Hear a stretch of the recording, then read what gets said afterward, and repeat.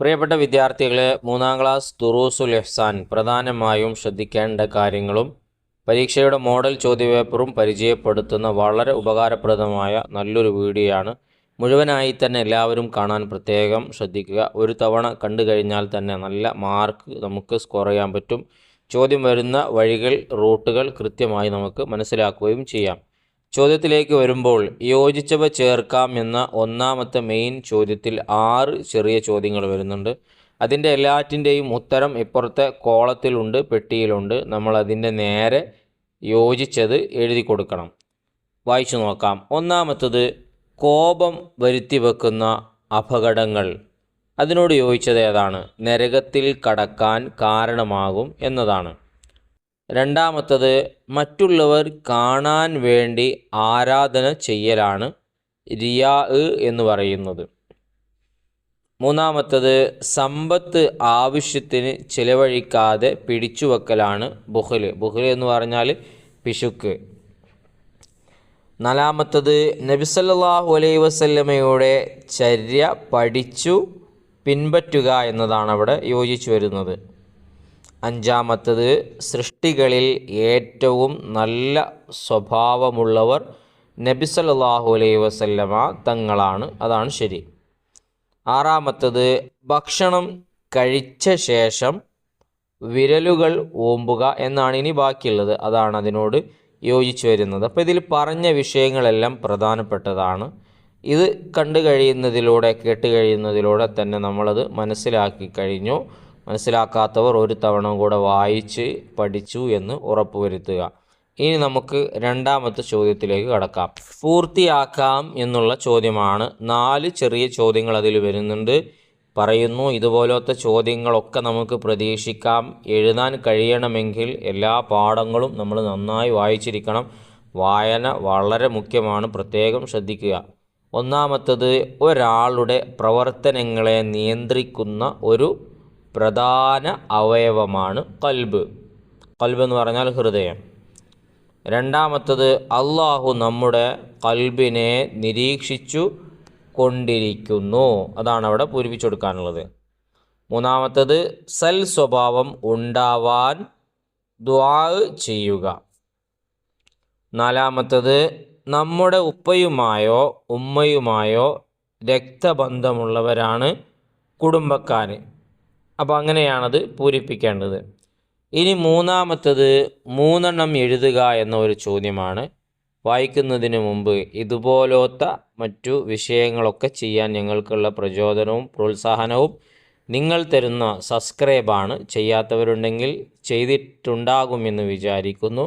മറന്നുപോയവർ പ്രത്യേകം ശ്രദ്ധിക്കുക. 1 ഇപ്പോൾ തന്നെ ലൈക്ക് അടിച്ചേക്ക് വെക്കുക.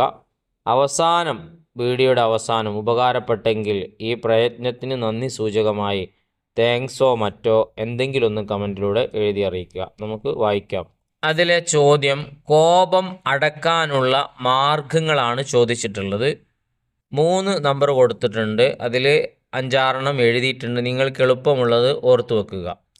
അഊദു ബില്ലാഹി മിനശ് ശൈത്വാനിർ റജീം എന്ന് പറയൽ, അഥവാ പിശാചിൽ നിന്ന് ഞാൻ നിന്നോട് കാവൽ ചോദിക്കുന്നു എന്ന അർത്ഥത്തിലുള്ള അഊദു ഓതുക. പിന്നെ ഒന്ന് വുളൂ ചെയ്യൽ. ഇതും കോപമടക്കാനുള്ള മറ്റൊരു മാർഗമാണ്. കോപം വരുത്തുന്ന അപകടങ്ങളെ ഓർമ്മിക്കൽ. കോപിച്ച് പ്രശ്നമുണ്ടാക്കിയാൽ പിന്നീട് വരുന്ന ഭവിഷ്യത്തുകളുണ്ടല്ലോ, അത് ജസ്റ്റ് ഒന്ന് ഓർമ്മിച്ചാൽ മതി. മൂന്നാമത്തത്, നിൽക്കുവാണെങ്കിൽ ഇരിക്കുക, ഇരിക്കുവാണെങ്കിൽ കിടക്കുക. ഇതെല്ലാം ദേഷ്യം ഒന്ന് അടങ്ങാനുള്ള കാരണങ്ങളാണ്. പ്രത്യേകം പഠിച്ചു വെക്കുക. ഇനി നമുക്ക് അടുത്ത ചോദ്യം നോക്കാം. ഖൽബിനെ നന്നാക്കാനുള്ള വഴികളാണ് അതിൽ രണ്ടാമത്തത് ചോദിച്ചിട്ടുള്ളത്. അതും 3 എഴുതണം. അതിൽ വരുന്നത്, ബുക്കിൽ പറഞ്ഞതെല്ലാം ഇവിടെ കൊടുത്തിട്ടുണ്ട്. ഇതൊക്കെ നിങ്ങൾക്ക് വലിയ ഉപകാരമാണ്. കാരണം ഏതെങ്കിലും ഒന്ന് ഓർമ്മ വന്നാലോ. നല്ല കാര്യങ്ങൾ ശീലമാക്കുക. അടുത്തത്, തെറ്റായ ശീലങ്ങൾ ഒഴിവാക്കുക. സംഭവിച്ച തെറ്റുകൾക്ക് അള്ളാഹുവിനോട് പൊറുക്കലിനെ തേടുക. നല്ലവരോട് സഹവസിക്കുക. ദിക്റും സ്വലാത്തും ശീലമാക്കുക. ഇതൊക്കെ ഖൽബിനെ നന്നാക്കാനുള്ള വഴികളാണ്. പ്രവർത്തിക്കുക, പഠിച്ചു വെക്കുക. മൂന്നാമത്തെ ചോദ്യം സൽ സ്വഭാവത്തിൻ്റെ ലക്ഷണങ്ങളാണ് ചോദിച്ചിട്ടുള്ളത്. 3 എണ്ണമല്ല, ബുക്കിൽ പറഞ്ഞതെല്ലാം കൊടുത്തിട്ടുണ്ട്.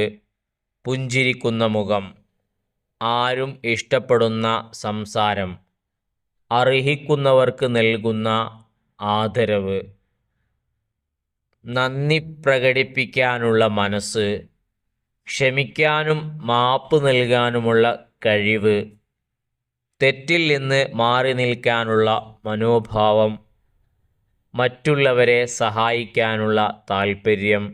ഇതൊക്കെ സൽ സ്വഭാവത്തിൻ്റെ ലക്ഷണങ്ങളാണ്. പഠിക്കുക. ഏതെങ്കിലും വിധേന ഈ ചോദ്യം നമുക്ക് ഉറപ്പായും പ്രതീക്ഷിക്കാവുന്നതാണ്. ഇനി അടുത്തത് 4-മത്തത് ഉത്തരം എഴുതാം എന്നുള്ളതാണ്. 4 പ്രധാന ചോദ്യങ്ങളാണ് ഇതിൽ വരുന്നത്. സൽ സ്വഭാവം എന്നാൽ എന്ത് എന്നാണ് ഒന്നാമത്തത്.